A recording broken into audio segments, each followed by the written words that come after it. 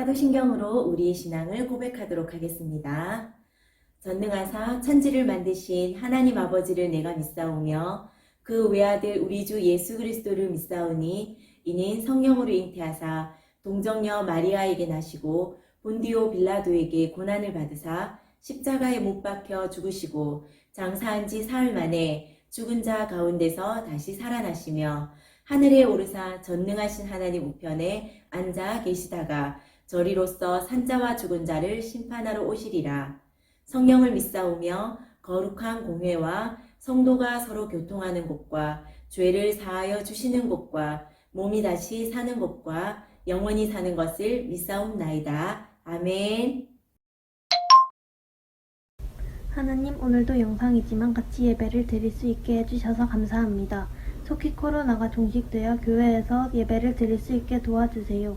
하나님 말씀을 잘 기억할 수 있게 해주시고 잘 지키며 살아갈 수 있게 축복해주세요. 예수님 이름으로 기도드립니다. 아멘. 친구들 안녕하세요. 코로나 확진자가 늘어나면서 갑자기 우리 친구들과 교회에서 만나서 예배 드리지 못하고 이렇게 영상으로 우리 친구들과 함께 예배 드리게 되었습니다. 우리 친구들이 교회에 나오지 못하지만 가정에 있을지라도 하나님의 말씀에 귀 기울이고 예배를 소중히 여길 줄 아는 그런 친구들이 되었으면 좋겠습니다. 오늘도 예수님이 우리를 얼마나 사랑하시는지 예수님이 들려주신 이야기를 친구들에게 알려드리겠습니다. 혹시 지금 바닥에 누워있는 친구가 있나요? 얼른 앉아주세요. 그리고 눈은 동그랗게, 귀는 쫑긋 하나님의 말씀에 귀 기울여 주시기 바랍니다. 찾으시고 기다리신대라는 주제로 누가복음 15장 22절에서 24절의 말씀을 같이 보도록 하겠습니다.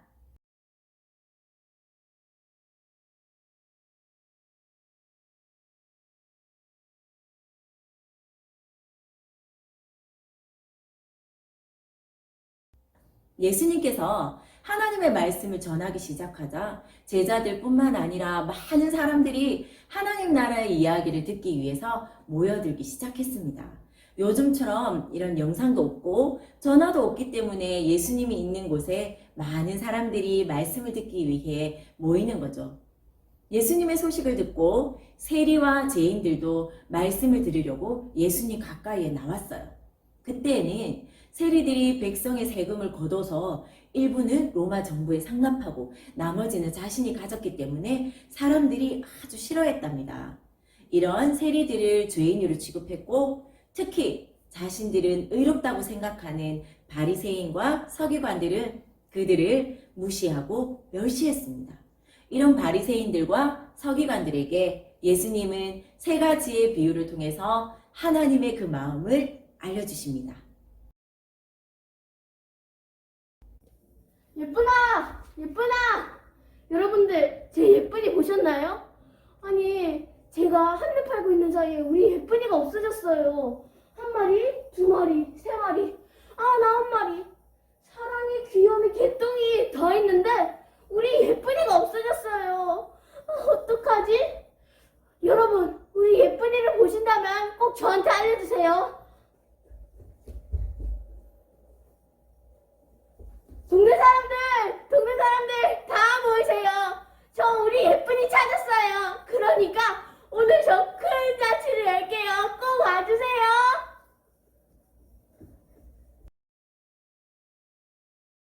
아니 어디 갔지? 아니 분명 청소 전엔 10드라크마가 다 있었는데 한 드라크마가 없어졌어. 아니 어디 갔지? 여기 있나? 찾았다! 얘들아! 나 찾았어! 오늘 다 모여! 오늘 내가 쏜다! 어떤 사람에게 두 아들이 있었습니다. 어느 날 둘째 아들이 아버지에게 말했어요. 아버지가 저희에게 물려주신 재산 중에 저의 몫을 미리 주세요. 둘째 아들은 아버지가 아직 살아계신데도 아버지의 유산을 미리 달라고 했어요. 아버지는 이 아들의 무례한 요구를 듣고 마음이 많이 속상했을 것입니다. 하지만 아버지는 둘째 아들에게 재산을 물려주었어요. 둘째 아들은 아버지에게 받은 이 재산을 가지고 아버지의 품을 떠나 먼 나라로 갔습니다. 먼 나라로 떠난 둘째 아들은 어떻게 지냈을까요? 아들은 일도 하지 않고 매일 놀기만 하며 마음대로 살았지요. 매일 먹고 마시며 돈을 흥청망청 쓰자 얼마 지나지 않아서 가지고 있던 돈도 다 떨어지고 친구들도 모두 등을 돌렸답니다. 가진 돈도 없고 친구도 없어지자 둘째 아들은 더 이상 머물 곳이 없었어요. 심지어 그 나라에 흉년이 들어 먹을 것을 구하기도 어려운 처지가 되었지요. 그래서 어느 집에 종이 되어 이런 돼지를 돌보는 일을 하게 되었답니다. 하지만 그것도 먹을 것이 없기는 마찬가지였어요. 심지어 너무 배가 고파서 돼지가 먹는 이런 음식을 먹으려고 했지만 그것조차 주는 사람이 없었어요. 둘째 아들은 자신의 이런 비참한 처지가 너무 서글펐고 고향에 계신 아버지가 생각나고 고향에서 살았던 자신의 집이 생각났습니다. 나의 잘못으로 아버지를 떠나 여기까지 왔구나. 아버지께 돌아가서 용서를 빌고 집에서 일하는 사람들 중에 하나라도 여겨달라고 말씀드려야겠다. 둘째 아들은 자신의 잘못을 깨닫고 돌이켜 아버지께 돌아가기로 결심했습니다. 자신의 잘못이 크다는 것을 알기 때문에 아버지가 자신을 받아주지 않으시면 그 아버지의 집에 하인으로라도 살기로 마음먹었지요. 둘째 아들이 유산을 받아 떠난 후 아버지는 어떻게 지냈을까요? 아버지는 그날부터 날마다 길에 나가 서성이며 아들이 돌아오기를 기다렸습니다. 그러던 어느 날 저 멀리서 허름한 옷을 입은 사람이 힘없이 걸어오는 모습이 보였어요. 누구일까요? 맞아요. 아버지가 그토록 기다리던 둘째 아들이었습니다. 허름한 차림에 얼굴도 예전과 다르게 많이 상했지만 아버지는 사랑하는 아들을 한눈에 알아볼 수 있었습니다. 아버지는 어린아이처럼 기뻐하며 온 힘을 다해서 둘째 아들에게 달려왔습니다. 누군가 보고 아니 점잖지 않게 왜 저렇게 행동해? 라고 손가락질할 수도 있었지만 아버지에겐 다른 사람들의 눈은 중요하지 않았습니다. 아버지는 둘째 아들을 꽉 끌어안았어요. 큰 잔치를 열어 아들을 찾은 기쁨을 사람들과 함께 나누었어요. 둘째 아들은 아버지의 종이 되어도 괜찮다고 생각했지만 아버지에게 그는 항상 사랑스러운 아들이었던 겁니다.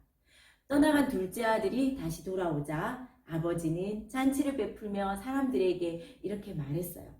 이 내 아들은 죽었다가 다시 살아났으며 내가 잃었다가 다시 얻었노라. 예수님이 들려주신 세 가지 비유를 보았는데요. 이 세 가지 비유에는 공통점이 있습니다. 바로 잃어버린 것을 찾은 것에 대한 큰 기쁨입니다. 하나님은 99마리의 양이 있을지라도 잃어버린 한 마리를 포기하지 않고 끝까지 애타게 찾고 있는 그 목자의 모습을 통해서 자기 양을 끝까지 찾으시는 하나님의 마음을 나타내셨습니다. 9 드라크마가 있음에도 한 드라크마를 잃어버린 여인이 힘겹게 찾아서 기뻐하는 모습을 통해서 하나님의 기쁜 마음을 보여주셨습니다. 마지막으로 집을 떠난 둘째 아들이 돌아왔을 때 기뻐하는 아버지의 모습을 통해서 우리를 사랑하시는 하나님의 마음을 알 수 있습니다. 예수님은 이 이야기를 통해서 하나님도 잃어버린 하나님의 자녀들이 돌아오기를 간절히 기다리고 계신다는 것을 우리에게 알려주십니다. 바리새인과 서기관들은 율법을 어긴 사람들을 향해 죄인이라고 손가락질했지만 하나님은 여전히 그 죄인을 사랑하시며 그들이 그 죄에서 돌이켜 하나님의 품으로 돌아오기를 기다리고 계심을 알려주셨고 하나님의 자녀들이 돌아올 때 그들을 기쁨으로 맞아주시고 회복시켜 주시는 것도 알려주셨습니다. 집을 나갔다가 돌아온 둘째 아들처럼 하나님은 우리가 하나님께 돌아왔을 때 그렇게 기뻐하셨고 지금도 잃어버린 하나님의 자녀가 돌아오길 간절히 기다리십니다. 예수님은 오늘 이 말씀을 통해서 우리를 향한 하나님의 큰 사랑을 가르쳐 주셨습니다. 또 예수님은 우리가 하나님의 그 마음을 알기 원하십니다. 우리를 향한 하나님의 놀라운 사랑을 아는 사람은 어떤 상황에서도 하나님께 감사할 수 있으며 하나님의 그 놀라운 사랑을 아는 사람은 하나님의 마음을 알고 하나님을 믿지 않는 사람들이 하나님께 돌아오도록 도와야 합니다. 그런데 어떻게 해요?